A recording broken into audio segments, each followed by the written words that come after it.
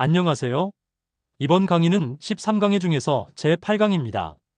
주제는 고린도후서 3장부터 6장까지 중심으로 바울의 사도직의 확증을 어떻게 했나를 통하여 사도 바울은 진짜와 가짜의 신앙이 무엇인가를 우리에게 알려주기 때문에 중요하다고 봅니다.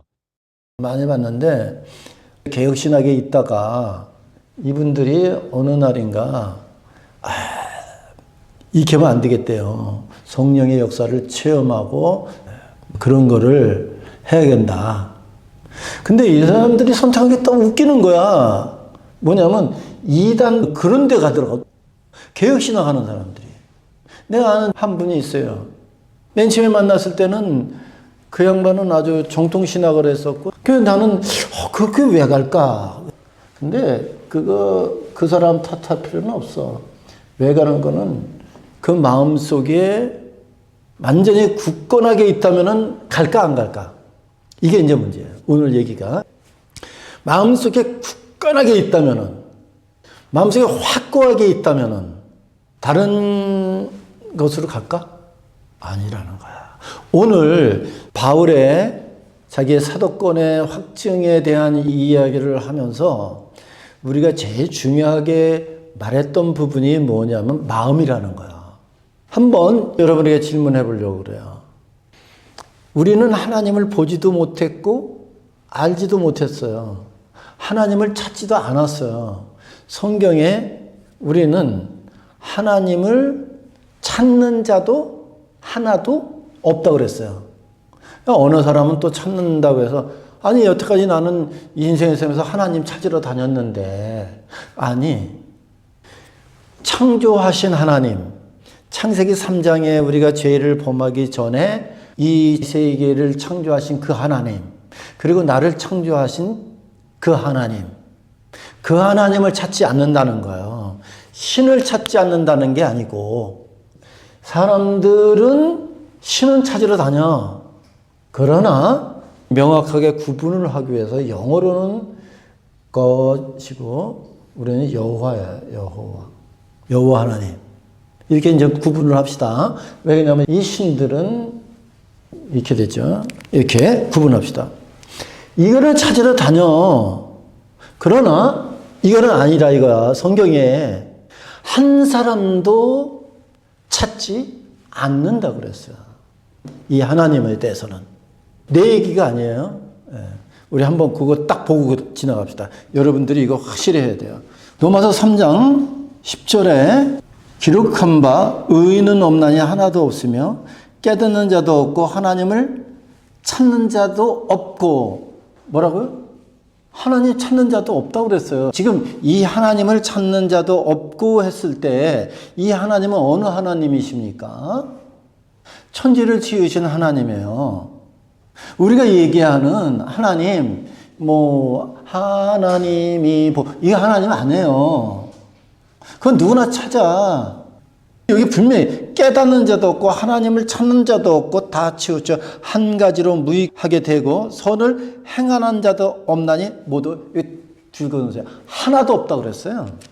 그래서 사람들이 지금 제가 이렇게 얘기하면 하나님 내가 찾는데 무슨 하나님을 찾는 자도 없고 근데 성경에 그러잖아. 하나도 없다고. 오늘 결론을 먼저 얘기하는 겁니다.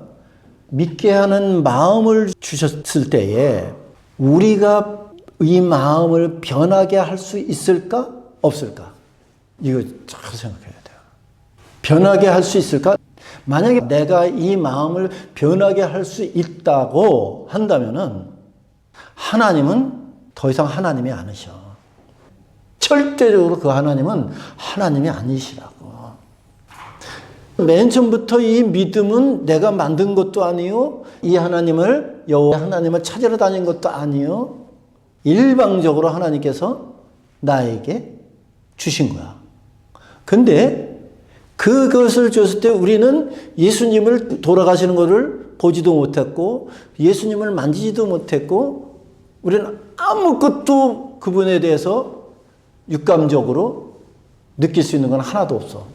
전혀 없어.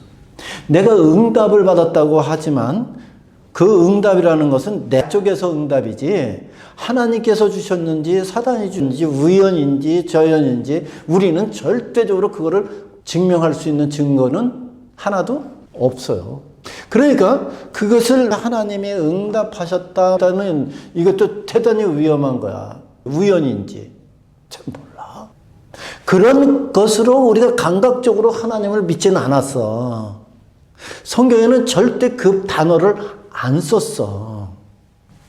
그런데 중요한 거는 우리가 믿었을 때에 이 마음을 주셔서 그분이 정말 천지를 창조하시고 정말 그분이 아름다우시고 탁월하시고 위대하신 그 하나님의 독생자 그분의 아들이라면 그분을 통해서 우리가 구원을 받았다고 마음속에 내가 믿고 싶어서 믿었나? 믿게 해주셔서 믿었나? 하나님께서 전적으로 하신 일이야. 그런데 그것이 내 마음속에서 내가 이제 안 믿을래, 다른 거 믿을래 이렇게 할 수 있을까? 성경에는 없다는 얘기야. 이거를 우리는 성도의 견인이라고 그러죠. 튜립 5대 강령 중에서 우리가 할 수가 없어. 이걸 확실히 했다면은 내가 갖고 있는 이 마음이 누가 지켜주신다고? 하나님이 지켜주셔서 우리가 천국 갈 때까지 변치 않도록 우리를 지켜주시고 인도해 주시고 한다는 얘기지. 그거를 가지고 오늘 바울의 자기의 사도의 확증을 이해를 한다면은 이제부터 이해가 되는 거야. 그래서 사도 바울이 맨 처음부터 말했던 단어가 뭐라고요? 마음이라는 단어를 쓴 거야. 세상의 마음은 다 변할 수 있어. 부모와 자식 간의 마음도 변해. 맨 처음에 자식 낳을 때는 세상에 어떤 것보다도 자식이 귀하지. 나중에 보니까 자식이 뭐저기야. 버려. 자식이 또 부모 안 버려?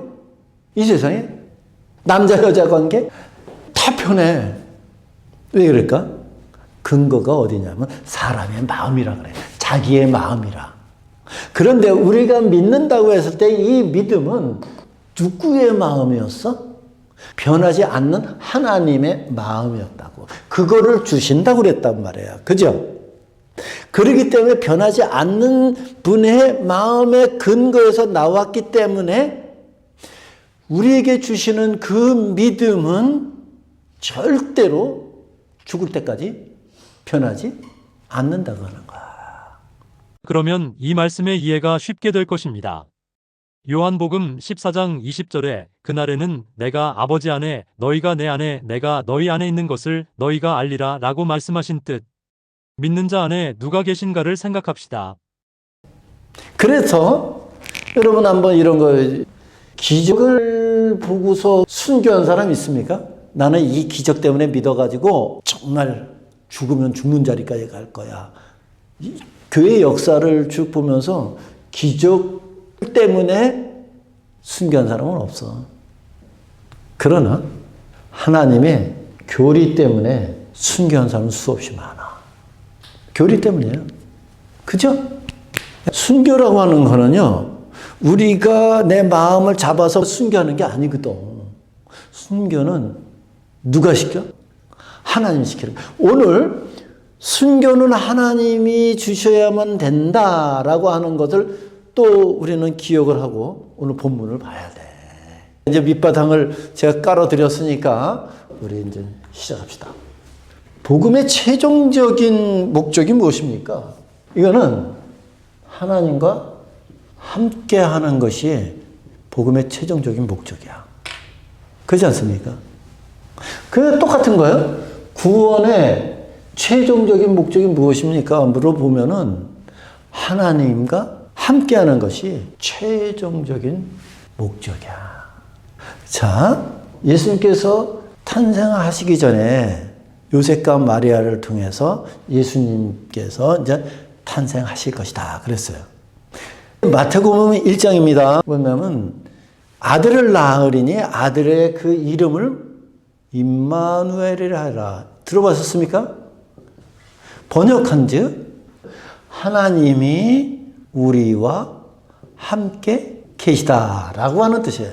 제일 중요한 것은 그 예수님께서 이 땅에 오셔서 임마누엘이라는 이름 속에는 하나님이 함께 계시다라고 하는 단어를 썼어. 이게 마태복음 1장이에요. 그럼 마태복음 마지막 장은 28장이에요. 28장에 다시 그래요. 28장 19절에 20절에 그러므로 너희는 가서 모든 족속으로 제자를 삼아 아버지와 아들과 성령의 이름으로 세례를 주고 내가 너에게 분부한 모든 것을 가르쳐 지키게 하라. 볼지어다 내가 세상 끝날까지 너희와 항상 함께 하리라. 그래서 함께. 그러니까 복음의 이 예수님께서 오신 목적은 뭐냐면은 우리에게 함께 하기 위해서 오신 거다. 성경을 보면서 제일 중요하게 우리가 보면서 나가야 될 점이 뭐냐면 하나님이 우리하고 함께 하기 위해서 이 모든 일을 하시는구나. 그런데 하나님과 문제가 뭐냐? 하나님과 인간이 함께 할 수 있는 길이 없어. 이거는 서로가 원수기 때문에 함께 할 수가 없어. 인간은 하나님으로부터 반역을 하고 하나님의 원수를 삼아서 주먹질하고 하나님은 계속 우리에게 뭐를 쏟아냅니까? 진노를 쏟아낸다고. 그러니까 어떻게 이것을 해결할 수 있는 방법이 하나도 없는 거야. 그러니까 이거를 해결할 수 있는 방법이 없다 부터 시작해야 하나님의 그 은혜와 하나님의 그 사랑과 하나님께서 이런 상황에서 어떻게 자기와 함께하기 위해서 대가를 치르면서까지 우리를 자기와 함께하려고 할까? 이거를 생각을 한다면은 진짜 하나님한테 감사하지 말라고 해도 감사한 것 같아요. 그래서 이게 기초가 중요한 거예요. 인간은 하나님을 찾는 사람 하나도 없다고 그랬어요. 한 명도 하나님을 찾질 않아요. 찾을 생각도 안 하고 그 하나님을 자기의 원수로 생각하면서 평생을 사는 사람들에게 어떻게 자기와 함께 하겠어. 그런데 인간은 하나님하고 함께 하지 않지만 누구하고 함께 해? 우상하고 자기가 만든 신하고는 항상 함께 하고 싶은 거야. 이게 이제 성경에 나오고 인간의 삶에 대한 얘기예요. 그럼 어떻게 방법이 없는 거야. 근데 인간은 솔루션 할 수 있는 방법은 하나도 없어. 그래서 하나님께서 전적으로 자신이 행하셔. 인간은 하나님한테 주먹질하고 있을 때 하나님께서 함께하는 방법을 솔루션을 해. 여기에서 솔루션을 했다고 하는 방법에서 자세히 설명을 하지 않고 오늘은 여러분들이 히브리서를 공부를 했겠죠. 히브리서의 제일 주제는 뭡니까? 베터라고 하는 거예요. 더 좋은, 더 나은 이라는 주제야. 물론 함께라는 단어예요. 함께. 우리는 다시 얘기하기를 연합이라는 단어를 쓰기도 합니다. 세례를 받을 때 연합하여 했으니까 함께나 연합이나 똑같은 뜻입니다. 하나님께서는 인간에게 자기하고 함께하는 방법들을 말씀을 하세요. 그것이 제일 먼저 제사였어요. 그죠? 번제, 화목제 이런 거를 통해서 하나님과 함께하기 위해서. 근데 이 제사나 예식이나 이런 것들을 잠시야 잠시. 그죠? 모세에 대한 얘기를 하면서도 얘기했습니다. 잠시 동안은 그렇게 할 수 있어. 그때의 구약에 살았던 사람들이 잠시만 했기 때문에 죄만 지면은 또 이렇게 동물 끌어다가 죽이고 그래야 돼. 그죠? 그러나 그렇게를 하면서 구약에 있었던 사람들이 뭐를 바라봤다? 히브리서 얘기입니다. 이 사람들은 영원히 오실 일을 바라봤다. 이렇게 얘기를 합니다. 매번 드리는 것이 아니고 언젠가는 이런 절차가 아니고 한 번에 영원한 것이 올 것이다 라고 믿었다고 히브리서는 말을 하고 있는 거야. 이해하시겠습니까? 히브리서는 그렇게 얘기해. 그런데 이제 신약에 예수님께서 오셨어요.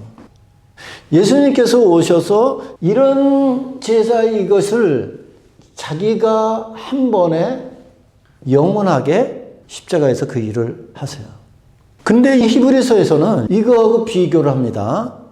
맨 처음에 예수님께서 하시는 이 일은 천사보다도 훨씬 난 거야. 그 다음에 모세보다도 훨씬 난 거야. 제사장보다도 훨씬 난 거야. 이 제사를 지냈던 수양과 그 염소로 드렸던 그 제사 계속 반복적인 것이 아니고 한 번에 드렸다고. 그래서 더 좋은 하나님께 가는 길을 누가? 예수님께서 하셨다 이거야.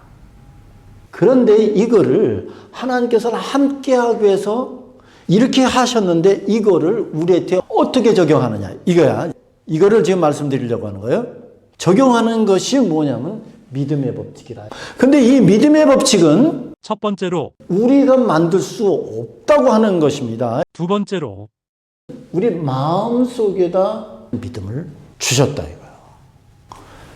자, 오늘 본문에 들어가면서 이 마음속에 준 믿음은 어디다 주었냐? 수고하셨습니다. 8강 후반이 있습니다. 감사합니다.